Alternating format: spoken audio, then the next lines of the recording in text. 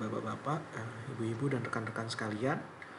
Video kali ini akan menginformasikan mengenai perbedaan feature dan juga informasi terkait service katalog, yaitu menu layanan atau katalog layanan antara katalog layanan yang muncul di Digital Workplace Basic dan Digital Workplace Advance.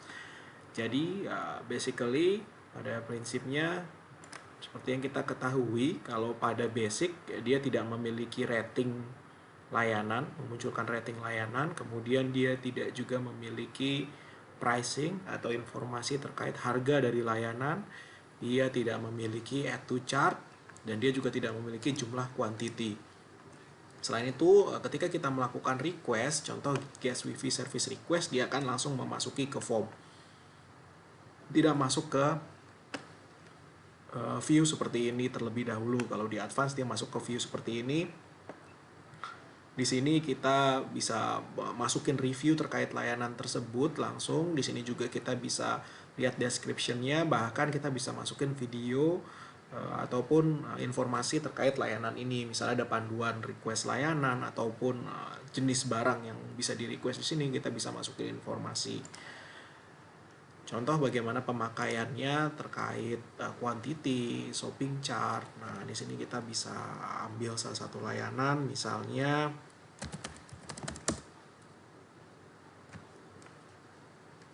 laptop atau order new computer. Kita bisa lihat terkait dengan quantity. Misalnya kita beli 4, dia akan mengalihkan 800, seperti itu. Kemudian terkait shopping chart, misalnya tadi ada, kita search di sini,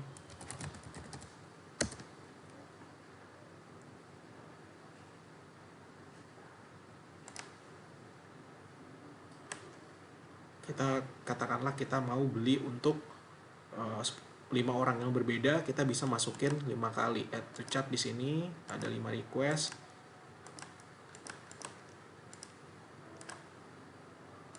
Oke, satu lagi. Kita lihat ada 1 2 3 4 5 request di sini. Nah, ini kita bisa ketika kita sudah siapkan atau kita sudah putuskan bahwa chart ini ingin kita submit, kita bisa request 5 items tersebut, dan dia modelnya adalah next item. Informasinya akan dilengkapi satu persatu. Contoh di sini namanya yang pertama adalah untuk gamma, penerimanya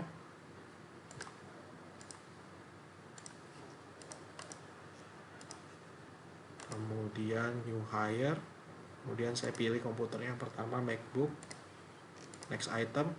Nah, item yang kedua akan mengambil informasi yang serupa pada sebelumnya, jadi end user nggak perlu capek-capek untuk mengisi request tersebut. Di sini misalnya saya masukin untuk Aldo, dia sama-sama new hire, saya ganti untuk Pro.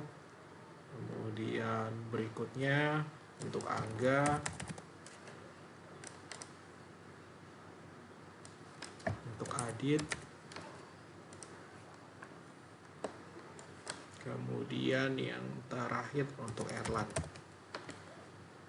Oke, sini udah tidak ada button next, artinya sudah ada 5 request. Kemudian kita submit requestnya, seperti itu. Di sini langsung informasinya ada 5 items yang kita order, dan 5-5-nya ini masuk ke dalam proses approval, waiting approval, seperti itu. Jadi ada feature tadi quantity, kemudian kita juga ada feature shopping chart. Selain itu kita ada bundling request. Seperti apa sih bundling request? Coba kita cari di sini. Biasanya dia untuk onboarding karyawan baru, new hire, onboarding new employee. Nah, ketika kita pilih onboarding new employee, jadi ada request terkait pendaftaran karyawan baru. Di sini sudah ada predefined request yang kita masukin ke dalam bundling requestnya. kayak komputernya, kemudian mobile phone-nya, peripheral device, name tag, ruang kerja, dan lain-lainnya. Nah, di sini ada link terkait informasinya, kita bisa taruh, bisa kita review, kemudian kita bisa lakukan request now. Di sini kita bisa lihat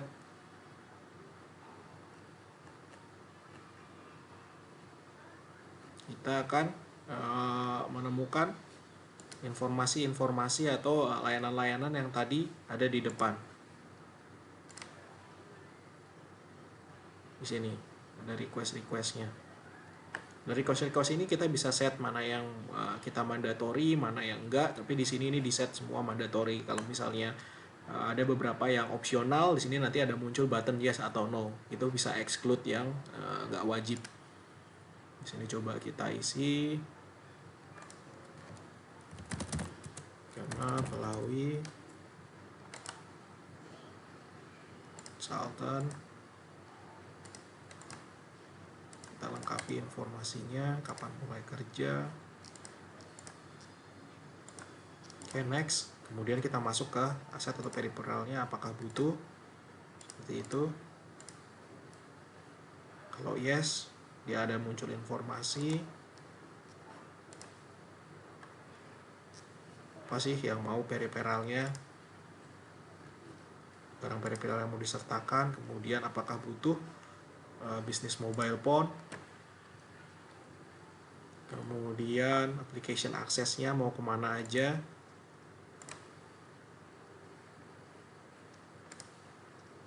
fasilitasnya,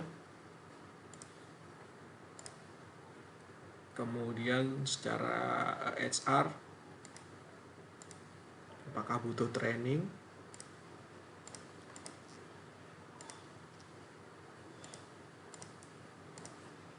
apakah butuh credit card, kemudian business card, kartu nama apakah membutuhkan. Oke, ketika sudah lengkap kita bisa submit. Nah, seperti itu bundling request sehingga dapat mempermudah end user.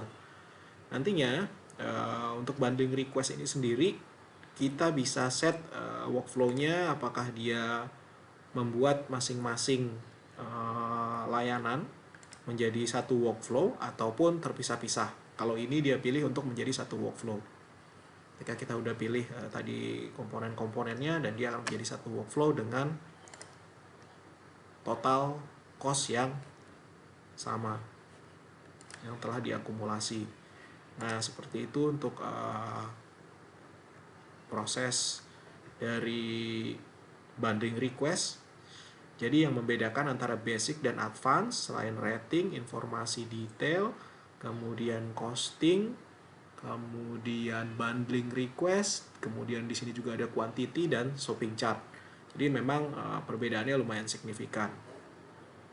Sekian dari saya terkait feature ataupun perbedaan proses request ataupun feature dari katalog layanan antara basic dan advance.